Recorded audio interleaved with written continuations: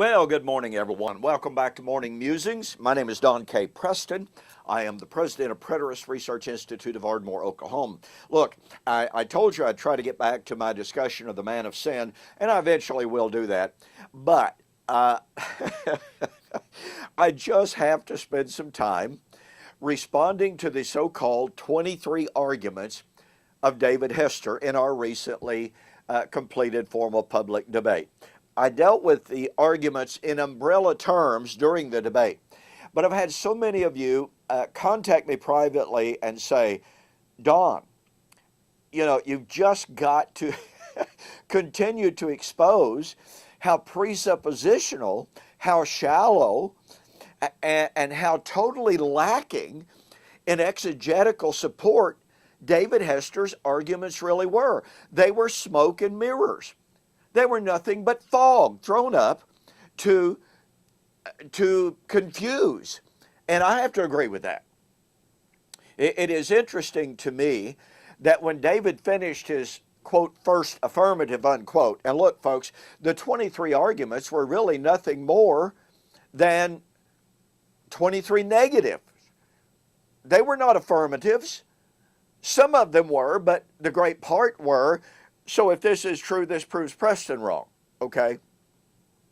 So anyway, I'm going to begin today to do a point-by-point response to the 23, quote, arguments, unquote, that David Hester offered. Now, let me reiterate this, all right?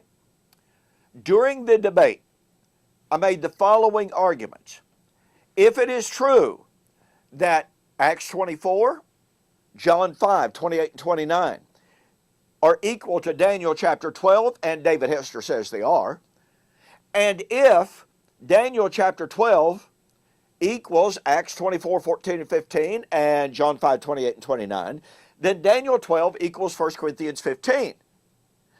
Since that being true, that means that the resurrection of 1 Corinthians 15, being the resurrection of Daniel chapter 12, was fulfilled when the power of the holy people is completely shattered. That means that 2 Corinthians chapter 5, that means that 1 Thessalonians chapter 4, that means that Acts chapter 1, all of which Hester alluded to with no exegesis, in his so-called affirmative, that means they all were fulfilled when the power of the holy people is completely shattered. Look, you have to catch the power of that umbrella argument, because it's devastating. So when David Hester got back up and said, I did not answer his questions, he knows that's false. He knows that if Daniel 12 equals 1 Corinthians 15, his entire philosophy, his entire eschatology goes down the tubes. That's why he absolutely, adamantly, continually refused to answer my argument. So, with that in mind, okay, David Hester's very first argument in his affirmative was that if it is the case that any New Testament prophecy describes an ongoing result of the fulfillment of prophecy, then the ongoing result is part of the fulfillment of that prophecy, and therefore all prophecy could not be fulfilled in AD 70.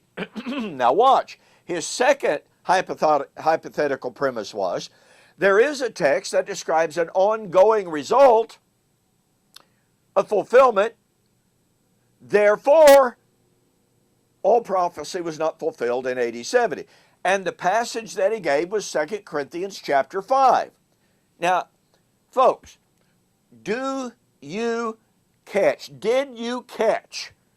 the fact that David Hester did not exegete 2 Corinthians chapter 5?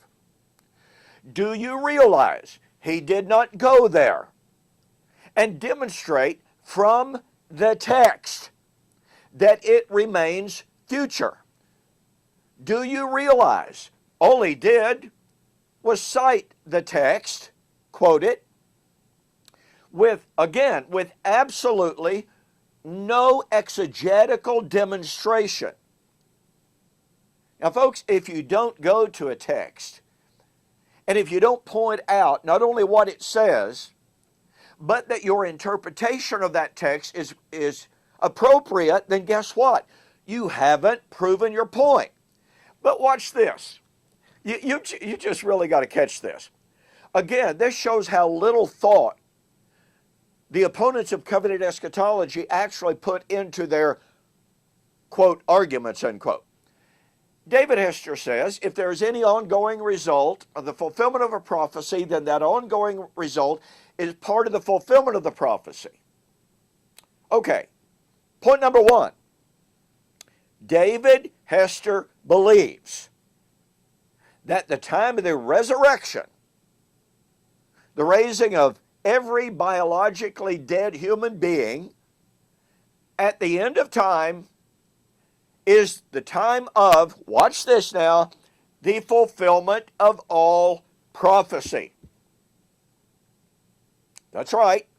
That's the standard view, pardon me, in the churches of Christ. Do you catch that? Okay, but watch. David Hester believes that Revelation 21 through 22 is the, quote, ongoing result of the fulfillment. He believes Revelation 21 and 22 are the eternal state resulting from the resurrection. Oh, but wait. If Revelation 21 and 22 are the resulting eternal condition, state of the resurrection, that means all prophecy is never fulfilled. Never fulfilled, because, per David Hester's argument, if there's an ongoing state, then prophecy is not fulfilled. But Revelation 21 and 22 is an ongoing state resulting from the resurrection, David Hester. Therefore, all prophecy is never fulfilled. David Hester destroyed his own argument. It'd be good in a debate if you had enough time to develop every one of these things, but you just simply don't.